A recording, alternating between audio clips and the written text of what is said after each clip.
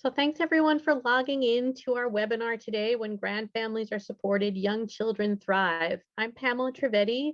I'm the Infant and Early Childhood Transformation Team Lead for our National Training and Technical Assistance Center for Child, Youth, and Family Mental Health, or NTAC. And we're really super excited to hear from our presenters today on this topic about grand families. Our great presenters are going to define the term for us. So I'll let them do that. I just had a couple of introductory slides before I introduce our wonderful presenters today. So this is just our disclaimer for those of you who've been on our programming before. Our National Training and Technical Assistance Center is funded by SAMHSA, the Substance Abuse and Mental Health Services Administration, which federally is part of HHS, the U.S. Department of Health and Human Services. And the disclaimer is that the views presented here are the views of the presenter and not of any of our federal colleagues. Next slide, please. NTAC is, for those of you who have been involved with our programming before, NTAC is part of a great multidisciplinary team. We have some excellent partners who are contributing to NTAC. I'm from the Center for Child and Human Development at Georgetown, one of our presenters today. Jane Walker is from the Family Run Executive Director Leadership Organization. So she brings to us Fredla and their organization, and Jane bring to us just many wonderful folks with lived experience in the family advocacy community, including our other presenter, Dr. Glenda Clare today. We also have some wonderful colleagues from the youth advocacy community involved in Youth Move National, Change Matrix, which is a wonderful organization of kind of community-informed researchers, the American Academy of Pediatrics, and CARS, who helps us keep all the trains running at NTAC and provides all the technical support and administrative support for our work. Next slide, please. So our goal at NTAC is for that all children, youth, young adults, and their families with emotional and behavioral health needs can access evidence-based treatment and recovery services in a well-coordinated system of care. We know that folks have been working on the systems of care approach that coordinates services and supports around children with behavioral health needs for a long time. And we're happy to support and connect with grantees who are engaged with this work and allied professionals in different parts of systems that are related to children's behavioral health. Next slide, please. So, and hopefully the folks that are logging in for this call, there'll be folks that are well represented in these sort of categories of providers and cross-sector partners. So we help and serve state and local agency leaders, the mental health workforce, including on our team, sort of the early childhood mental health workforce, which consists of people working on prevention and promotion in early care and education settings, in addition to consultants, social workers, clinicians, home visitors, primary care providers who are coordinated into behavioral health systems, school-based providers, family and youth partners, peer support providers, and peer supervisors. They're just kind of examples of folks in systems that we work with and serve. Next slide, please. And here's a super nice infographic that was put together just to describe the types of trainings and supports that we offer. So this webinar is part of a learning opportunity that we're offering. We also do some more cohort-based learning in the form of our communities of practice, which are a number of sessions on a related topic where we can all learn together. For those of you who have been in our events before, we are probably jamming up your inbox with lots of resources in the form of our 5 Things Digest. And this year, in year 2 of our programming, we are getting into other kinds of multimedia, such as podcasts and interactive curricula. And we also offer customized coaching and individual training and technical assistance and consultation. So I think our colleague Joanne just chatted into the chat or pasted into the chat a request in case you want any individual support from us on this topic or other topics. Next slide, please. So I'm going to let our presenters go through the objectives for today's webinar, but I just wanted to talk to you a little bit about our excellent presenters today.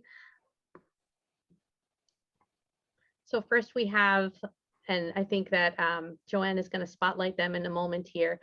First, we have Jane Walker, who's one of our partners for NTAC. Jane Walker is from FREDLA. I just read that acronym before, but I'll read it again. The Family Run Executive Director Leadership Association, which is a wonderful organization that Jane was the founder of, and Jane has founded more than one family advocacy organization. She's now a senior advisor to FREDLA. Jane's background is in clinical social work and family advocacy. I just mentioned she started more than one family advocacy organization. She's been such an excellent presence in the family advocacy and nonprofit world, and kind of brings to all of our interactions her very rich lived experience of decades of raising a child who's now an adult with special healthcare needs. So we're really excited to continue to work with Jane and all of our programming, and work with her today on this webinar. Also really excited to introduce Dr. Glenda Clare, who's our speaker today, who's the founder of the Fragile Families Network. So Dr. Clare has served as head of a grand family, and Dr. Clare and Jane are going to help us understand what a grand family is. Dr. Clare has some excellent lived experience that she acquired through becoming the legal guardian of her cousin's child, several years ago. And Dr. Clare also brings to this experience and all of the teaching and training she does, her background as a licensed behavioral health professional, health educator, certified coach, TA provider, author, and speaker. Just a super accomplished practitioner that we're really happy to be in contact with today. Academically, Dr. Clare's background and her graduate degrees are in counseling and career counseling. So without further ado, I want to go ahead and turn it over to Jane to get us started on this webinar, but just wanted to extend a warm welcome to all of you who logged in today. Go ahead, Jane. Thank you, Pamela. Thank you for that introduction. And we have a wonderful turnout for today. So I think that speaks to the interest and the need around this topic.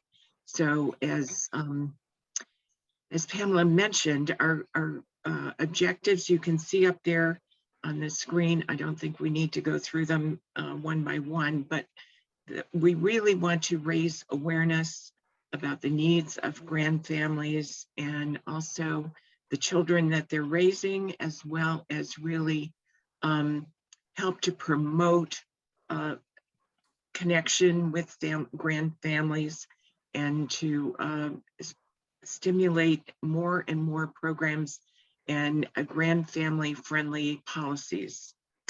Next slide. So before we begin, grandparents and relatives around the country are stepping up to fill the gap when parents can no longer provide care for their children. The term grand families, which Dr. Clare will be talking about much more depth, but that term has been used to describe this new family group. And more and more children are being raised in these households. About 7.8 million children across the country live in households headed by a grand family head, and about 2.5 million grandparents or relatives report they're responsible for their grandchildren's needs. In about a third of these homes, neither the children's parents are present. Often this is a result of traumatic events, such as the death of the children's parents, substance use, sexual abuse, parental incarceration, or chronic neglect.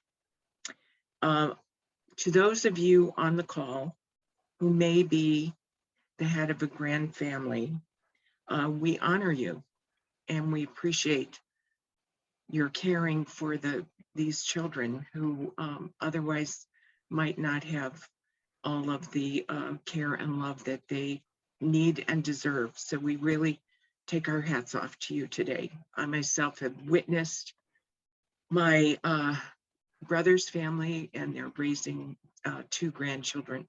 So I know that it's a challenge, but also a blessing. So thank you to all of you. So with that, it's indeed my pleasure to really let Dr. Glenda Clare share with us her both experience and expertise in this area. So Dr. Clare, would you like to begin by just saying a few words about your experience? Sure. I'd like to first start in terms of why I'm here. And I'm here because of my mentor, Jane Walker. Because of my experience, one of the things that I decided that I wanted to do was to develop a program to help serve grand families. And I went to Fredla and said, help. And there was Jane providing help. Yeah. But let me go ahead and give you my definition of a grand family. A grand family is created when a grandparent or other family member raises the child of a relative unable or unwilling to parent. I think it's really important for people to know that it's not just grandparents doing this. There are siblings, aunts, uncles, cousins, fictive kin that are stepping up. In my case, in 2003, I went to my aunt's funeral, and I was hearing that 3 children in my family were going to go into foster care. And I said, well, we got family. Why would they go into foster care? And so we stepped up to take on that role. One thing I want you to know in terms of, and this is a Dr. Glenda Clare thing, I know that there are children within the foster care system and there are children outside of the foster care system. I'm looking at the inbox from the chat and what have you. So I'm seeing that there are a lot of people that are coming from different organizations. Some of them are child welfare, some of them are outside of child welfare. What I want you to know is that the majority of children that are living with their relatives are not in the foster care system. Right. And I also want you to know that they don't want to be in the foster care system. Child welfare system, a lot of them step up to assume the role because they want to keep the child out of the foster care system. So there's a lot of dynamics with that. I use the term grand family to encompass people within the system and outside of the system. Kinship care, when I think of kinship care, I just think of people within the system. That's my definition. Other people may differ. That's how I kind of keep them straight. So in the United States, just like Jane said, there are a lot of young people that are living in that are living with relatives. She gave you some specific stats. I want you to see at the bottom of this page, there is information with a website on where you can get information specific to your state. Okay, Jane, let's go ahead and roll with those questions that you have for us. All right. So what do you see as the impact for heads of grand families and caregivers in terms of their own life as they take on this role? Okay, the first thing I want to say is that nobody wants to raise their relatives' children. That's not why anybody gets into this. When the child was born, nobody said, oh, wow, you just had a child. I want to raise that child. That's not why people get involved in this. They get involved because, as Jane mentioned earlier, there's loss. Something has happened. Something catastrophic has happened. She mentioned death, suicide, substance abuse, incarceration, domestic violence. All of those are things that we don't typically want to see. And those things have a significant impact on the caregiver, the child, and actually even the birth parent, if the birth parent is alive. So all of those things, we have all of these feelings. There are feelings of sadness, confusion, ambivalence, guilt, loyalty issues. The loyalty issues are, they can tear a family apart, the loyalty issues, because here's the thing, think of it. children generally want to live with their parents, right? So when the child is not with his or her parent and somebody else is raising them, and the child knows that the parent is there, they've got some loyalty issues. Grandma, sister, cousin, their first relationship was with that birth parent. And so having that child, having custody of that child also creates some loyalty issues for them. People often ask, why don't people want to, why don't they want to be licensed? Why don't they want to adopt the child? Well, if I adopt the child, that brings up some other kind of dynamics in my family. In terms of grandparents, and I wasn't a grandparent, I was a cousin. Bringing my cousin home to live with me meant that there were things that I had intended to do that I could no longer do anymore. So grandparents, for instance, they're ready to retire. They may not be able to retire anymore. Trips that they wanted to take, things that they were saving for, all of those kinds of things come into play. There's a lot of issues that come up when you are raising a relative's child. For me, I was single and I was living my career. My career changed because then I'm now raising a young child. And so I had to learn some things I didn't know about. The education system, I was flabbergasted when I found out that whoa, wait a minute. What do you mean she goes to school? I've got to find somewhere for her to be when I need to drive to work in the morning because school, she's got to be somewhere until school opens. And then in the evening, then I didn't get out of work at 3 o'clock in the afternoon. I didn't get out at 2. So I had to find somewhere for her to be. Families that live in apartments or condos, especially the older families, if you're living in a senior community, senior communities don't want children there. Right. So that means you got to move. The legalities. So you are now bringing someone into your household. Did you know that schools don't let you just come into the school? You got to bring some paperwork with you. In terms of medical issues, you got to bring some paperwork with you, something to prove that this child is supposed to be with you. A lot of people don't go to court. Now, I was advised by people in my family network that I needed to get guardianship. Everybody doesn't get that advice. So that means that they don't have formal paperwork. And so they've got a lot of things to figure out. So there are all of these things now coming up at the same time: grief, loss, confusion. What do I do about healthcare? What do I do about dental care? How am I going to handle all of this financially? If the child has a disability or if the caregiver has a disability, how do we handle those kinds of things? Young children are the subject of this particular webinar. Young children often don't have the words to verbalize what they're feeling. So what happens? They act that out. So all of that comes into play in terms of bringing these families together.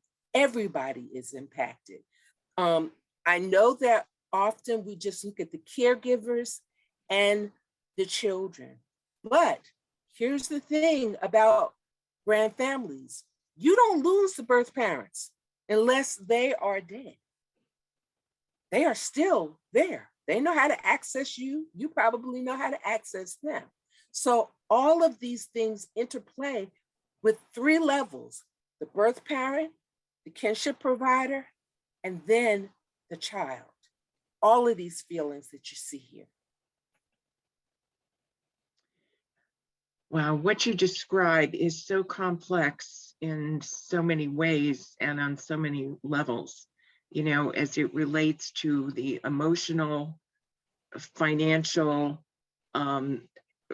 social, in terms of the interactions with your other family members, change those dynamics, but also then with the system. You mentioned schools, you mentioned legal system, healthcare, all those kinds of things. So what you've described is enormously complex And it seems to me like it's got to take a long, long time to work itself out. I Would you think it agree? takes time to work itself out. What I would have appreciated, not at this end, the child that I raised is grown now, but what I would have appreciated early on is to have become aware of what I was getting into. I was just being, that family member that was saying, our family takes care of our own. But I didn't understand a lot of dynamics that come with this. Mhm. I will admit that I have studied the work of Dr. Joseph Crumbly, to learn more. One of the things that he has been sharing recently that I hadn't thought about is the family tree, the genogram, how that changes drastically when you bring home your relative's child. So, for instance, grandma and grandpa, they were grandma and grandpa, right? Now Mm. they are the parent of that child. Right. Now the birth parent are the siblings of that child. Mhm. Everybody gets involved. And you're right, Jane. I just mentioned the birth parent, the kinship provider, and the child. But then we got all the rest of the relatives. There are aunts, uncles, cousins, all of those people, and they all got an opinion. I have been impressed by colleagues of mine who I am a past member of the Grand Voices related to Generations United. They are an advocacy group with people all over the country.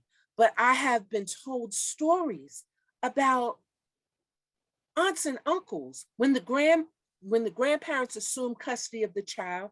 Aunts and uncles sometimes are not pleased because the Mhm. relationship changes. Their children, who are the grandchildren as well, don't get as much attention.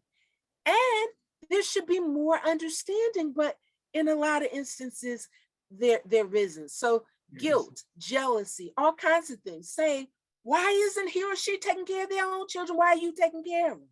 Mm. All of these things come up. Mhm. Or even she will want that child to be taken care of this way, and you're doing this and you're doing that. And it's like, look, I'm just trying to make this work. Yeah. So there's all of these things that come into play. Yeah. And it's not easy. It's not easy. I Yeah. think conflict resolution is something that is needed. But again, like I said, if I had more understanding when I walked into it about what was needed, I think I would have strategized a little bit differently. We're not ready for strategies yet, but we'll talk Right. about that later. But you raised a very valid point that if if people had more access to more information when they're in that situation, it would be very helpful. We Yeah, have a because I would have negotiated a different contract with y'all welfare. mm. So we have a comment here about one thing I don't see is blame and shame. The Blame comments and or shame should be there. feeling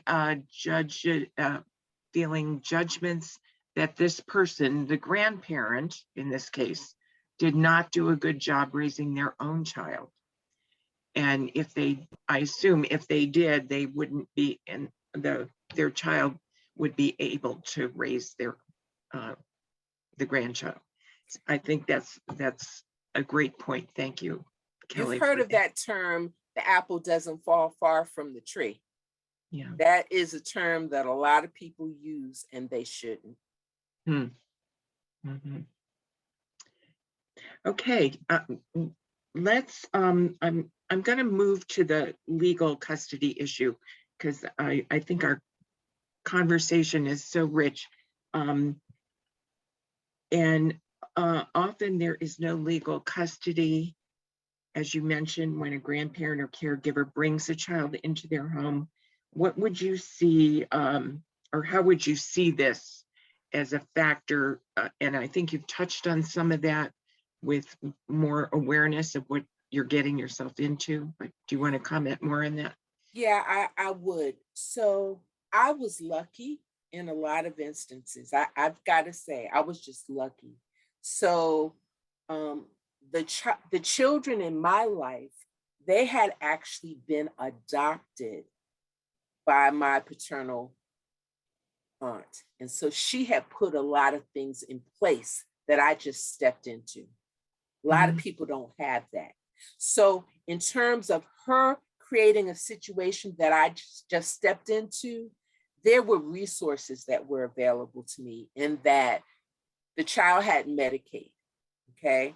And they say that whatever resources are attached to the child, go with the child. But that's not the case for most people. That's not the case for many people. I live in North Carolina. I know that if you are not in the child welfare system, there are not going to be any resources for you. So there could be, and not in all cases, there could be a need for financial resources. There could be a need for housing resources, clothing, food, you know, all education. You know, the child may have special needs. I was in a good spot for that because I had that already in place. And so I was advised to go in and get guardianship. I could have gone in and gotten adoption. I did talk with the child in my life about that because I'm saying the child in my life, and I mentioned 3 children. What happened in our case was that there were 3 children. An extended family member took 2 of them, and I took 1 of them because I couldn't have handled more than 1. But she already had a child, and we had a girl and 2 boys. She took the 2 boys with her. She already had a son. And so we all got guardianship. A lot of people, that's not even on their mind. So for instance, let's say aunt or uncle comes to visit their sibling. They find the sibling not there or in a state, maybe substance use. The children are running around, you know, disheveled, haven't been cleaned, not sure if they've eaten. So the natural reaction is, let me take the kids home, let me do whatever. And then they probably just keep the child. That's informal. There's nothing legal there. They have nothing to protect themselves in terms of taking care of that child. If they call child welfare will come in, the child will become a ward of the state. Then they can go through that system to kind of figure out who's going to get custody. That again would be under the discretion of child welfare because they would be making that decision. So you have either child welfare with the ward of the state, informal, where you have no benefits, going through court and becoming either a guardian or you adopt.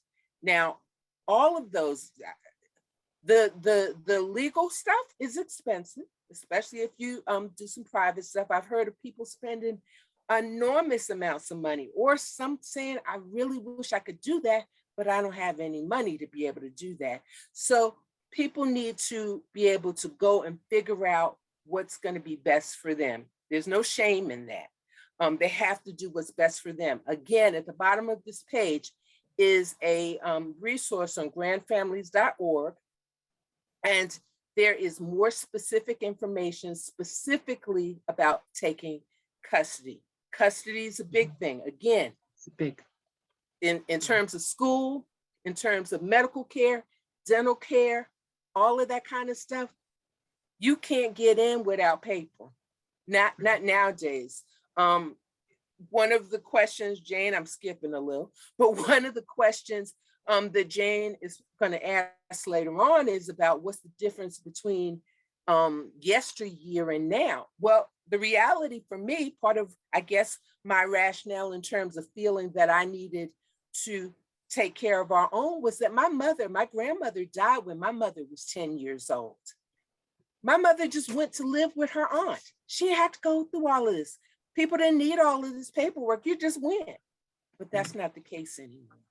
Right, right.